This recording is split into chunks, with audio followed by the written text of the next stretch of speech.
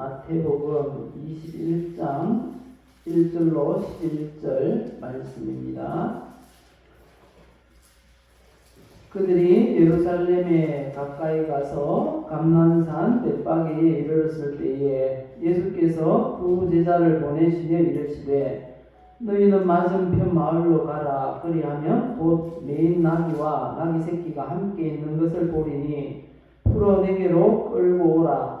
만일 누가 무슨 말을 하거든 주가 쓰시겠다 하라. 그리하면 즉시 보내리라 하시니 이는 선지자를 통하여 하신 말씀을 이루려 하심이라. 일렀으되 시온 딸에게 이르기를 내 왕이 내게 임하나니 그는 겸손하여 나귀 곧 멍에 매는 짐승의 새끼를 탔도다 하라 하였느니라. 제자들이 가서 예수께서 명하신 대로 하여 나귀와 나귀 새끼를 끌고 와서 자기들의 겉옷을 그 위에 얹으매 예수께서 그 위에 타시니 무리의 대다수는 그들의 겉옷을 길에 펴고 다른 이들은 나뭇가지를 베어 길에 펴고 앞에서 가고 뒤에서 따르는 무리가 소리 높여 이르되 호산나 다윗의 자손이여 찬송하리로다. 주의 이름으로 오시는 이여 가장 높은 곳에서 호산나 하더라. 예수께서 예루살렘에 들어가시니 온 성이 소동하여 이르되 이는 누구냐 하거늘 무리가 이르되 갈릴리 나사렛에서 나온 선지자 예수라 하니라. 아멘. 오늘은 종려주일입니다. 우리가 종려주일을 특별히 지키는 건 없습니다. 그런데 종려주일의 의미는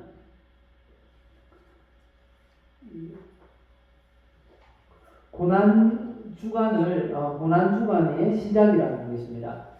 종려주일은 이 팜선데이라고 하는데 이 종려나무와 관계가 있습니다. 예수님이 예루살렘에 이제 공식적으로 입성하실 때, 공식적으로 입성하신 건 이제 십자가에 달려 죽으시기 위해서 입성하신 걸 말합니다. 그때 입성하실 때 많은 사람들이 겉옷을 펴서 바닥에 깔았습니다. 그때 또 어떤 사람들은 종려나무 가지를 꺾어서 예수님이 오시는 길 바닥에 이렇게 깔기도 하고 종나무 가지를 흔들면서 예수님을 환영했기 때문에 거기에서 유래해서 그날을 종려주일이라 이렇게 이름을 붙였습니다. 이 종려주일은 고난주간이 시작되는 주간입니다. 고난주간이란 예수님께서 예루살렘에 입성하셔서 성금요일, 예수님이 십자가에 못 박히신 날이 금요일인데요. 주일부터 금요일까지를 고난주간이라고 합니다. 예수님이 이 주일날 예루살렘에 입성하셔서 계속해서 사역하시면서 고난을 받으시고 십자가에 달려 죽으셨기 때문입니다. 오늘 예루살렘에 입성하시는 그 예수님의 그 기사를 통해서 예수님이 어떤 분인지를 함께 살펴보겠습니다. 그래서 예루살렘에 입성하신 예수라는 제목으로 말씀을 전하겠습니다. 우리 늘 하시는 대로 우리 입술의 고백을 통해서 우리 인생을 아름답게 만들면 좋겠습니다. 같이 고백합시다. 나는 하나님의 사랑을 받고 있습니다. 하나님은 나를 치료하십니다. 하나님은 나에게 복을 주십니다. 예수님을 알고 잘 믿도록 도와주세요. 우리가 고백한 대로 우리가 하나님 앞에 사랑받고 또 건강해지고 또 복을 받고 또 더 잘 믿어서 하나님의 큰 인도하심을 받는 우리 모두가 되시기를 예수님의 이름으로 축복합니다. 예수님 어떤 분일까요? 종려주일 예루살렘에 입성하시는 이 모습을 통해서 우리에게 예수님은 이런 분이다 라고 알려주십니다. 첫 번째는 예수님은 어떤 분이라고요? 구약 예언의 성취자라고 하십니다. 예수님이 이 본문 기사 21장 마태복음 21장의 그 배경은 이렇습니다. 이제 며칠 후면 예루살렘에 큰 명절이 있습니다. 유월절 절기입니다. 이스라엘의 명절 중에서 가장 큰 명절이라 말할 수 있습니다. 유월절 절기에는요, 이스라엘 전 백성들이 다 예루살렘으로 올라갑니다. 뿐만 아니라 세계 각국에 흩어져 있는 250만 명이나 되는 수많은 유대인들이 예루살렘 성지로 향한다고 합니다. 그래서 그 예루살렘에는요, 지금 일주일 전인데요, 북새통이에요. 그때부터 수많은 사람들이 날짜에 맞춰 오지 못할까 해서 많은 사람들이 미리 올라와서 유숙을 하며 유월절을 지키려고 그렇게 하고 있습니다. 그런데 예수님도 제자들과 함께 예루살렘에 올라가셨습니다. 한참을 올라가시다가 이 감람산에 이르렀습니다. 감람산 주변에는 여러 마을들이 있는데요, 그 중에 이 벳바게라고 하는 마을에 이르렀을 때에 예수님께서 두 제자를 보내셨습니다. 벳바게라는 이 마을은 이 푸른 무화과의 마을 이런 뜻입니다. 설익은 무화과의 마을이라는 뜻인데요, 감람산과 붙어 있어요. 감람산 기슭에 있는 마을이 벳바게입니다. 천생산 기슭에 있는 마을이 어디죠? 신동. 그런 것처럼 감람산 기슭에 있는 마을이 바로 벳바게라는 마을인데, 그곳에 오셔서 예수님이 멈춰 계시면서 제자들에게 저기 마을로 가서, 건너편 마을에 가서 나귀를 끌고 오라, 이렇게 말씀하십니다. 1절부터 3절까지의 내용이죠. 나귀를 끌고 갔을 때 만약 왜 그러냐고 이렇게 묻는 사람이 있거든 한마디만 하라는 것입니다. 주가 쓰시겠다고 그렇게 말씀하십니다. 이렇게 하라는 겁니다. 그러면 얼른 내어줄 거요 라고, 내어줄 거야 라고 말씀하십니다. 그래서 예수님께서 이곳에 멈춰서 이렇게 나귀를 타고 입성하시려고, 예루살렘에 입성하시려고 그렇게 나귀를 준비하라고 하셨던 것입니다. 4절 보면 그렇게 말씀합니다. 예수님께서 예루살렘에 입성하실 때 왜 나귀를 타고 들어가야 하시는지 그 이유에 대해서 이렇게 말씀하십니다. 4절 말씀 보실까요? 4절, 5절 보시면 이는 선지자를 통하여 하신 말씀을 이루려 하심이라, 이렇게 말씀합니다. 예수님이 왜 이 나귀를 타고 예루살렘에 들어가셔야 되는지, 그 이유는 선지자를 통해서 하신 말씀을 성취하기 위해서 그렇게 하신다는 겁니다. 도대체 어떤 선지자가 뭐라고 말했기에, 뭐라고 말씀했는가 하면요, 5절 말씀 보시면 시온 딸에게 이르기를 내 왕이 내게 임하나니 그는 겸손하여서 나귀 곧 멍에 매는 짐승의 새끼를 탔도다 하라 하였느니라, 이렇게 말씀하세요. 이 말씀은 구약 성경 스가랴 말씀입니다.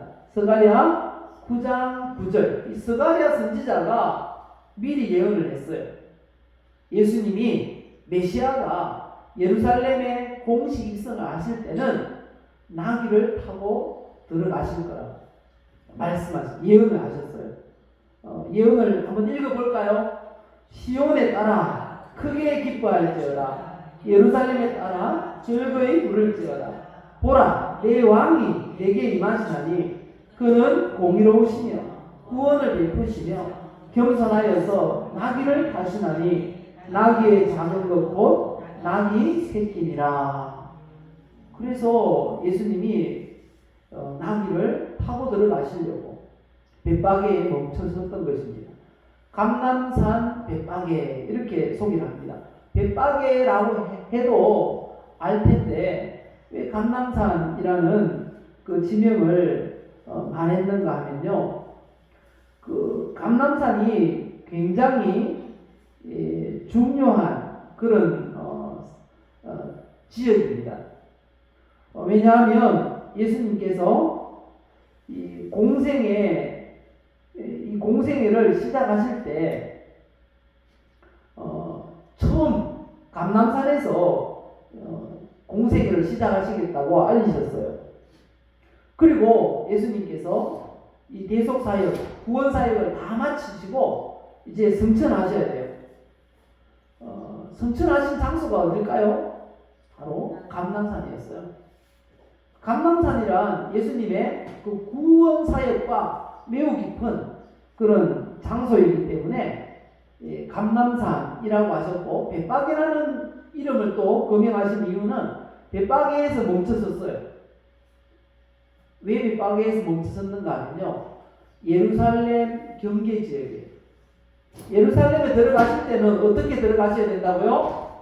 나귀를 타고 들어가셔야 되거든요. 그래서 벳바게라는 예루살렘 경계 지역에서 멈춰서 계시고 제자들에게 나귀를 좀 준비해 오너라 이렇게 하셨다는 거죠. 그렇게 해서 예수님께서 나귀를 타고 들어가셨다는 것입니다. 왜 이렇게 하셨는가? 이유는 간단합니다. 구약의 선지자가 예언한 말씀을 성취하기 위해서 그렇게 하셨다는 것입니다. 예수님은 하나님 말씀을 성취하기 위해서 이 땅에 오셨어요. 출생하시는 것도 예수님은 말씀대로 출생하셨어요. 어느 지역에서 출생해야 되는가? 구약 성경에 미가가 이렇게 예언했거든요. 베들레헴 에브라다야 하시면서 예수님은 바로 베들레헴에서 출생하셔야 된다는 것입니다. 이 예언을 하시고 예수님이 베들레헴에서 출생하셨어요. 분명히 예수님의 육신의 아버지는 요셉은 나사렛 사람이에요. 나사렛에서 태어났어요. 그런데 고향이 어딘가 하면 베들레헴이에요. 그래서 유다 족속이기 때문에 베들레헴으로 가서 호적을 하라는 로마의 명령을 따라서 베들레헴으로 일부러 갔잖아요. 그것도 임신한 상태에 있는 마리아를 데리고 힘들게 베들레헴으로 가서 호적을 하려고 할 그때에 예수님이 출생을 했습니다. 그래서 예수님의 고향은 베들레헴이에요. 왜 그렇게 해야 되는가? 바로 구약의 예언을 성취하기 위해서 그렇게 하셨다는 겁니다. 그리고 예수님이 고난 받으시는 것도 다 예언되어 있어요. 이사야 선지자가 예언했잖아요. 이렇게요. 53장을 보면, 이사야 53장 3절 이하에 보시면, 그는 멸시를 받아 사람들에게 버림받았으며 간고를 많이 겪었으며 질고를 아는 자라. 마치 사람들이 그에게서 얼굴을 가리는 것 같이 멸시를 당하였고 우리도 그를 귀히 여기지 아니하였더라. 예수님이 로마 군병들에게부터 이런 박해를 받았어요. 얼굴을 가리고, 네가 선지자라고 하는데 얼굴을 가리고 주먹으로 때리고 나서 얼굴을 가렸으니까 누가 때렸는지 볼 수 없을 거 아닙니까? 그러면서 네가 선지자라면 누가 때렸는지 맞춰봐라. 이렇게 하면서 멸시를 받았어요. 그리고 4절 이하의 말씀을 보시면요, 그는 실로 우리의 질고를 지고 우리의 슬픔을 당하였거늘 우리는 생각하기를 그는 징벌을 받아 하나님께 맞으며 고난을 당한다 하였노라. 예수님께서 그렇게 질고를 당한 것, 고난을 받고 멸시를 당한 것도 다 우리의 그 고난과 질고를 짊어지시기 위해서 그렇게 하셨다는 겁니다. 그래서 예수님이 어떻게 고난을 당하셨습니까? 그가 찔림은 우리의 허물 때문이요, 그가 상함은 우리의 죄악 때문이라. 그가 징계를 받음으로 우리는 평화를 누리고 그가 채찍에 맞음으로 우리는 나음을 받았도다. 이처럼 예수님은 구약 선지자가 예언한 그대로 고난을 받으시고 십자가에 달려 돌아가시게 되었습니다. 나무 십자가에 달린 그런 형벌을 받게 된 것도 구약 예언을 성취하기 위해서 그렇게 하신 거예요. 신명기 21장 23절 보면 이 마지막 부분에 그렇게 말씀하시죠. 나무에 달린 자는 하나님께 저주를 받았습니다. 우리의 모든 이 저주를 다 짊어지시고 대신 그 저주를 감당하기 위해서 나무에 예수님이 십자가에 달리신 것입니다. 그렇게 예수님은 이 땅에 오셔서 오신 것부터 이 대속죽음을 죽으시고 승천하신 모든 게 구약 이 선지자의 예언을 성취하기 위한 행동이었다라고 말씀하고 있는 것입니다. 그래서 예수님이 어떤 분인가, 나귀를 타고 예루살렘에 들어가시는 그 예수님의 모습을 통해서 우리에게 보여주시는 예수님 모습은 구약 예언의 성취자라는 것입니다. 그리고 두 번째, 예수님은 어떤 분이시라고 하십니까? 평화의 왕이라는 것입니다. 예수님이 예루살렘에 공식 입성을 하세요. 공식 입성을 하시는데 너무 모양새가 안 나게 입성을 하세요. 말을 타고요. 말을 실제로 보신 적 있습니까? 말이 진짜 멋있게 생겼어요. 굉장히 크고요. 예수님이 예루살렘에 입성하시는데 그렇게 멋있게 생긴 말을 타고 입성하시면 모양새가 이 폼이 날 텐데요. 그렇게 하지 않았어요. 이 나귀 중에도 조그마한 그런 나귀를 타고 그렇게 입성을 하시는 거예요. 왜 예수님이 공식적으로 예루살렘에 입성하실 때 멋진 말도 아니고 그것도 나귀 새끼를 타고 예루살렘에 그렇게 쫄래쫄래 이렇게 들어오시는가 하는 거죠. 이 말씀도 물론 구약 성경을 이루기 위해서, 성취하기 위해서 그렇게 하셨어요. 그런데 그것만큼 중요한 이유가 있습니다. 왜냐하면 나귀가 상징하는 게 뭔가 하면 평화예요, 평화. 그럼 말은 뭘 상징하겠습니까? 전쟁. 맞습니다. 말은 전쟁을 상징합니다. 말은 언제 필요한가 하면요, 전시에 필요합니다. 워낙 힘이 세고 잘 달리기 때문에 전쟁을 의미하지만 이 나귀는 평화로운 때에 농사 짓는 그런 도구에 해당합니다. 그래서 이 나귀라는 동물이 평화를 상징하기 때문에 예수님은 나귀를 타고 입성하셔야 한다는 거예요. 예수님께서 나귀를 타고 입성하셔야 된다라고, 입성하실 것이다라고 스가랴 선지자가 스가랴 9장 9절에 예언했잖아요. 그런데 10절을 보시면요, 왜 나귀를 타고 들어가셔야 되는지 그것도 예언하셨어요. 말씀을 보실까요? 내가 에브라임의 병거와 예루살렘의 말을 끊겠고 전쟁하는 활도 끊으리니 그가 이방 사람에게 뭘 전할 것이라고요? 화평을 전할 것이요. 이렇게 말합니다. 그는 메시아를 가리키고요. 화평을 전한다는 건 이 평화, 화평 똑같은 말인데 히브리어 원어를 보면요, 샬롬이에요. 샬롬. 우리 한번 인사하실까요? 좌우에 계신 분들, 샬롬. 살롬 아니고요, 샬롬입니다. 샬롬. 샬롬. 샬롬이 뭔가 하면요, 평화를 말하는데요. 이 평화는요, 진짜 평화예요. 진짜 평화.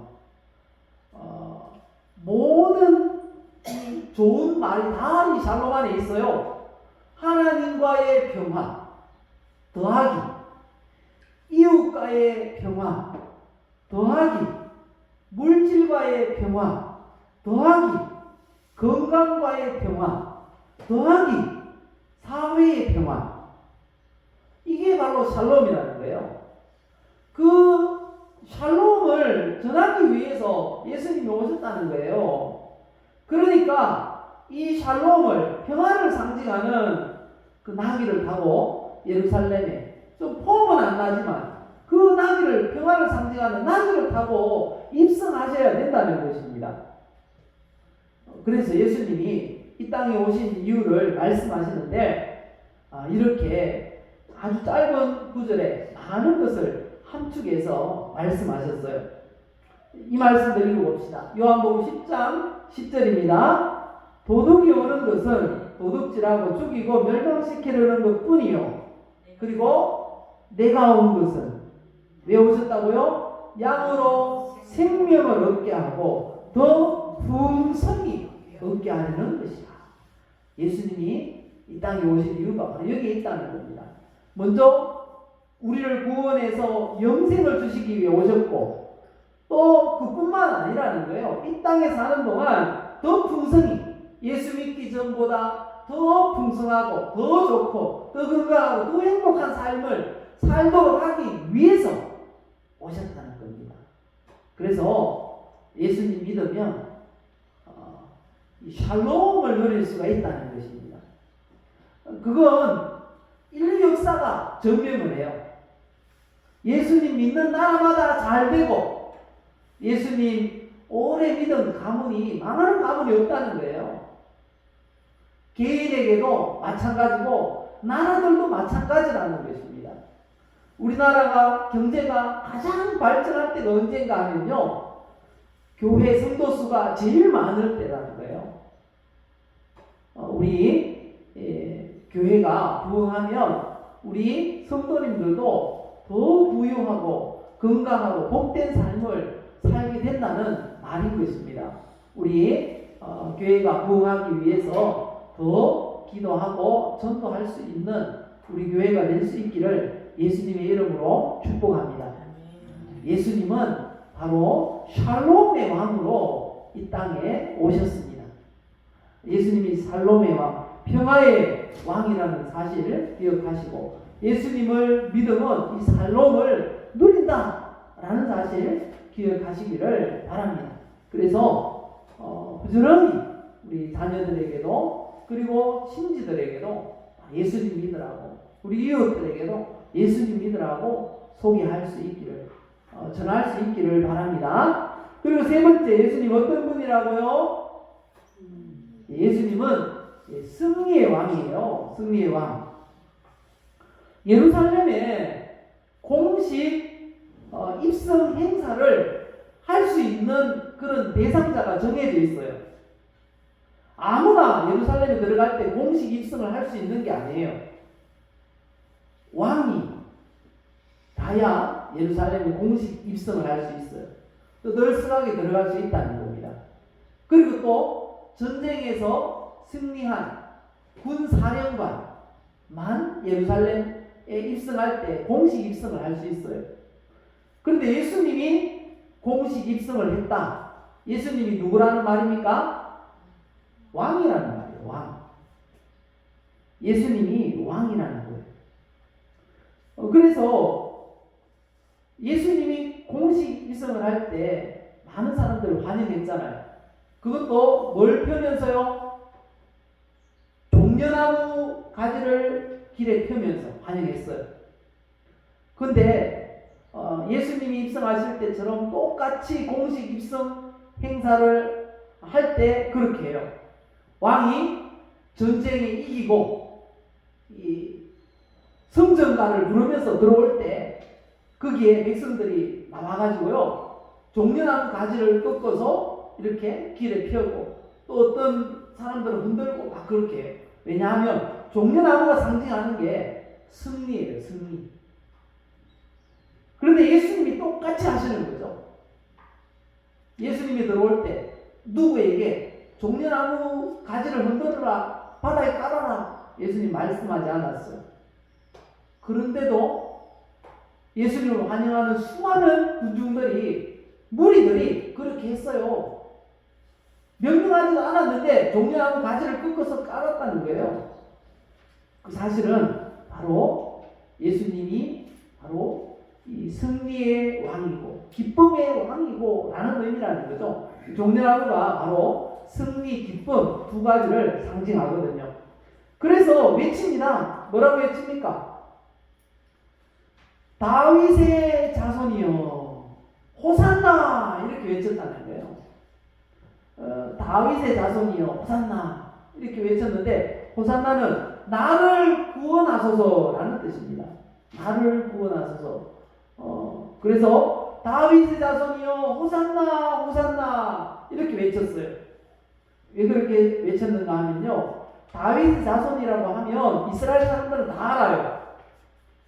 메시아를 가리키는 거구나, 다 알아요. 메시아 그리스도를 가리키는 거구나, 알아요. 그래서 그 말입니다. 메시아여 지금 나를 구원하소서라는 뜻입니다. 이스라엘 백성들이 간절히 승리의 왕을 부르는 겁니다. 왜 메시아를 다윗 자손이라고 했는가 하면요, 다윗 같은 그런 정치적인 메시아를 기다렸어요. 다윗 시대가 이스라엘 나라가 가장 부강할 때거든요.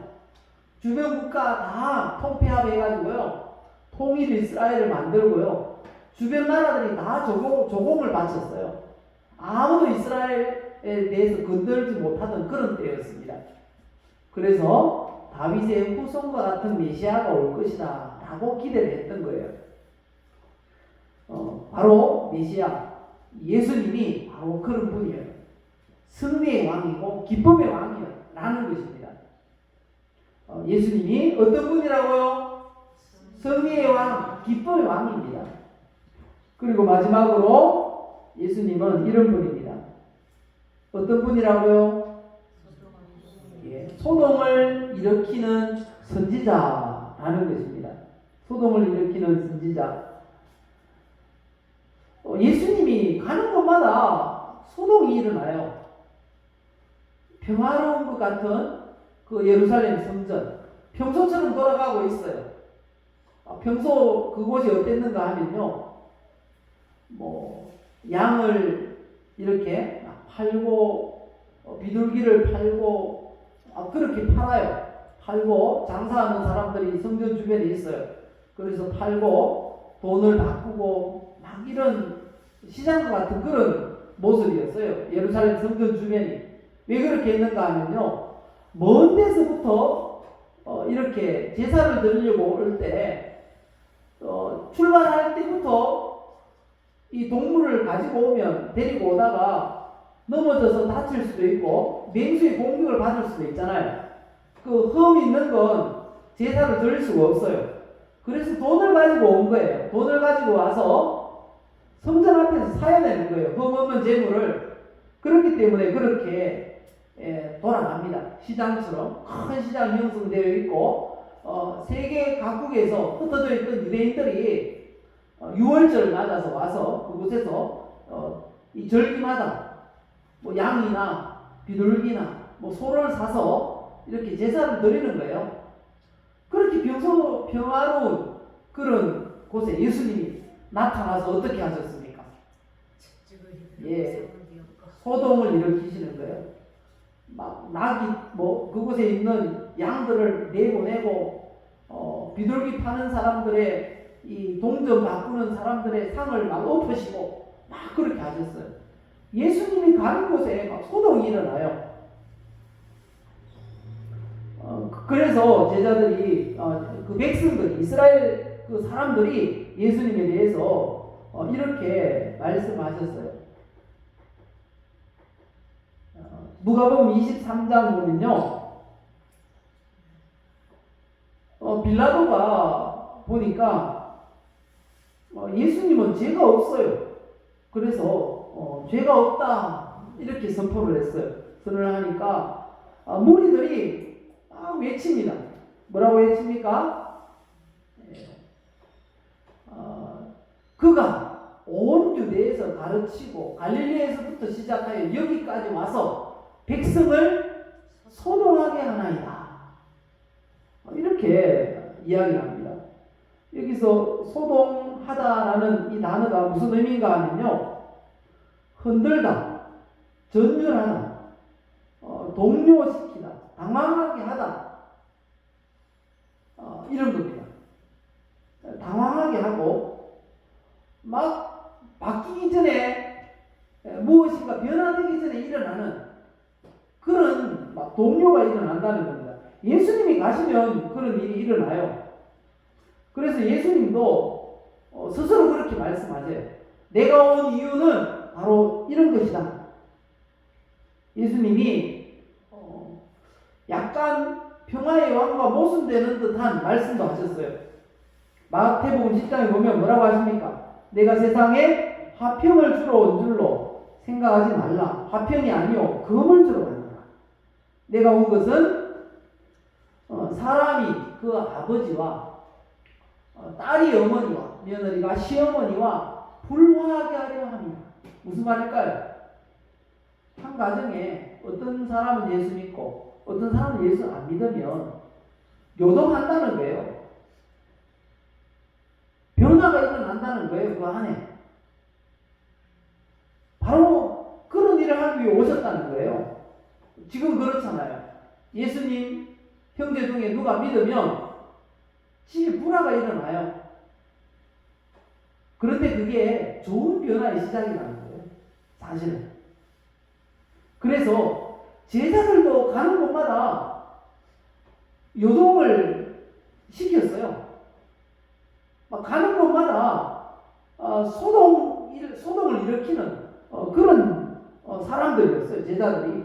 사도행전 2장에 보니까요, 성령 받았을 때 소동이 일어났어요. 예루살렘에. 그리고요, 사도행전 24장에 보니까요, 제자들이 이 가는 곳마다, 특별히 사도 바울도 가는 곳마다 소동이 일어나요. 예수 믿는 사람, 안 믿는 사람 논쟁이 일어나고요, 소동이 일어났어요. 그리고 변화되는 거예요. 그런데 이런 일을 누가 해야 된다고요? 우리가 해야 된다니까. 예수님처럼.